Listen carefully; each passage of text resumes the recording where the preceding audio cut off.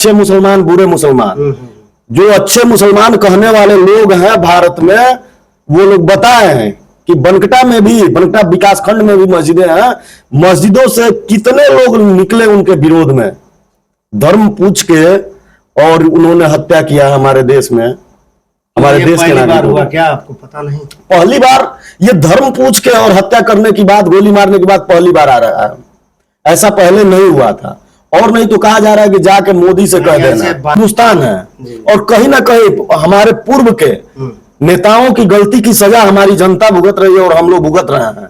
उसी समय अंबेडकर जी के हिसाब से, सरदार वल्लभ भाई पटेल जी के हिसाब से अगर नेहरू चले होते तो आज यहाँ ये जो कट्टरवाद, इस्लामिक जिहाद और इस्लामिक आतंकवाद भारत में फैला हुआ है, ये कतई नहीं होता। मैं 2 दिन इस पे नहीं बोला हूं, किसी से भी नहीं बोला हूं। कल हम लोगों ने पुतला दहन किया इस्लामिक आतंकवाद पाकिस्तान का, कट्टरवाद का, लेकिन आज मुझे उम्मीद था कि जो लोग मस्जिद में नमाज पढ़ने जा रहे हैं उनके मन में कहीं ना कहीं ये आएगा कि हम भी इस देश के नागरिक हैं और हमें भी, देखिए एक बात सुन लीजिए, देश के लिए प्रेम व समर्पण, देश के लिए प्रेम व समर्पण और देशभक्ति ये सबके लिए है। ये हर नागरिक का कर्तव्य है, दायित्व है, और इसका पालन करना भी। बड़े बड़े जो देश के उलेमा है वो तो इसका निंदा कर रहे हैं। नहीं, उलेमा वो भी बड़ी कार्रवाई की मांग कर रहे हैं, कह रहे हैं हम देश के साथ खड़े हैं। देश के साथ खड़े हैं। जब फिलिस्तीन में कोई घटना घटित होता है, जब फिलिस्तीन में कोई घटना घटित होता है तो यहाँ का बच्चा बच्चा मस्जिद में नमाज पढ़ने के बाद बाहर निकल जाता है, बाहर निकल। नहीं, बिल्कुल इसमें राजनीति। अगर इन लोग देखिए, इन पे संदेह था, है और रहेगा।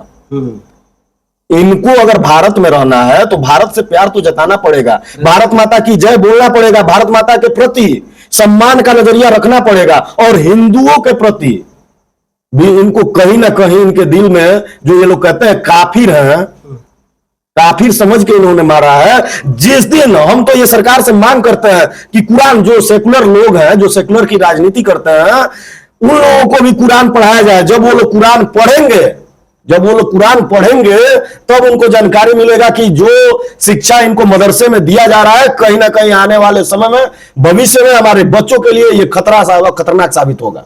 सबसे पहले हर हिंदू को, और जो लोग सेकुलरिज्म का ज्ञान बांट रहे हैं ना, उनको कुरान पढ़ना चाहिए कि कुरान में क्या है। हम सेकुलर नहीं है, हम पीडीए नहीं है, हम कांग्रेसी नहीं है, हम सपाई नहीं है, हम सिर्फ कुरान के हिसाब से हम काफिर हैं। वो तो धर्म हो गया, धर्म नहीं सिखाता आपस में पैर रखना। बिल्कुल सिखाता। कैसे आप कह रहे हैं? आपको भी कुरान पढ़ने की जरूरत है पत्रकार साहब, मैं बता दे रहा हूं। आप एक बार कुरान पढ़िए और उसके बाद हमसे बात कीजिए। पाकिस्तान के तो पाकिस्तान के सारे जिम्मेदार निकल रहे हैं, कह रहे हैं कि हमारे देश से कुछ लेना देना नहीं है। वो वहां के बिल्कुल उनके देश से लेना देना है, इसके पहले भी लेना देना था। हम इसके निंदा करते हैं, ये करते हैं। वो निंदा ही करेंगे ना, इसके अलावा उनके पास है ही क्या? अभी पानी के लिए तरसेंगे। आज तक 60 सालों में किसी ने ऐसा नहीं किया था। देश में स्वर्गीय इंदिरा गांधी की सरकार थी, उन्होंने पाकिस्तान को तोड़कर बांग्लादेश बनाया।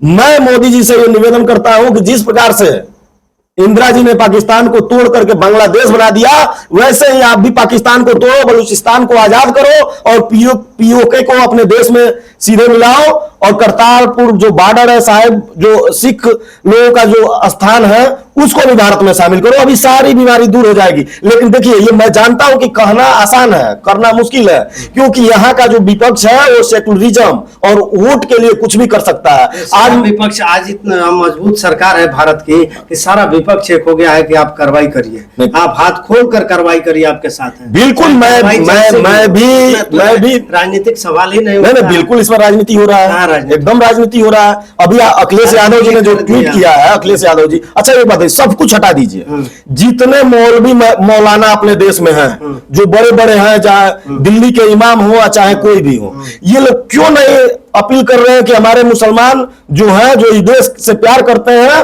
और जो भाईचारे की बात करते हैं, वो लोग क्यों नहीं सड़क पे आ जाए?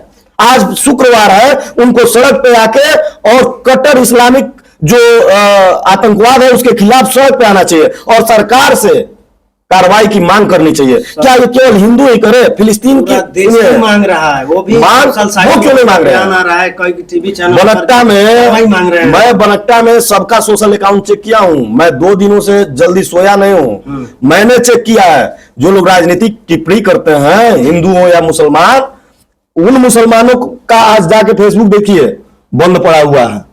क्यों नहीं एक लाइन लिख रहे हैं? मैंने चिन्हित किया है। जब हिंदू मुसलमान का बात कहीं आता है तो ये लोग एक्टिव हो जाते हैं। जब सपा बसपा की बात आती है, पीडीए की बात आती है, करते हैं। लेकिन वहां का कोई भी आतंकवादी ये पूछा क्या कि तुम कांग्रेसी हो, पीडीए हो, ये सपाई हो? ये तो सही बात है कि उसने सिर्फ ये कहा कि हिंदू हो कि मुसलमान हो। अगर किसी मुसलमान हो तो कलमा पढ़ो, और कलमा भी पढ़ा तो उसका प्राइवेट पार्ट चेक कर दिया। तो अब ये बताइए, इतना घृणित काम हुआ है, तो अगर हम लोग यहाँ पे चेक करना शुरू कर देंगे तो क्या होगा? और आने वाले भविष्य में निश्चित ही चेक करना पड़ेगा, और नहीं तो इनको भारत से प्रेम करना पड़ेगा।